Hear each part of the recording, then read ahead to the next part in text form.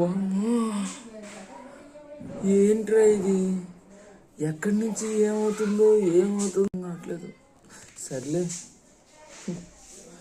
ఈ సస్పెన్స్కి మీకు క్లారిఫికేషన్ రావాలంటే చూద్దామా? సరే అయితే ఏ అనేది ఆర్టిఫిషియల్ ఇంటెలిజెన్స్ అనేది. సో ఆర్టిఫిషియల్ ఇంటెలిజెన్స్ వల్ల చాలా ఇబ్బందులు అలాగే లాభాలు కూడా ఉన్నాయి. లాభం ఏంటంటే ఇప్పుడు ఆర్టిఫిషియల్ ఇంటెలిజెన్స్ వల్ల చాలా ఉద్యోగాలు అనేది పోతున్నాయి. సో ఆర్టిఫిషియల్ ఇంటెలిజెన్స్ వల్ల ఎందుకు పోతున్నాయి అనేది మీకు తర్వాత వీడియోలో మీకు చెప్తాం జరుగుతుంది. సో అది పక్కన పెడితే, సో ఆర్టిఫిషియల్ ఇంటెలిజెన్స్ అనేది చాలా వల్ల ఆన్లైన్లో ట్రాన్సాక్షన్స్ అనేది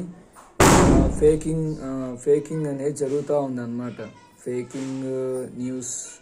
fake news reporting, online payment స్కాములు ఇలాంటివి అనేవి జరుగుతూ ఉందన్నమాట.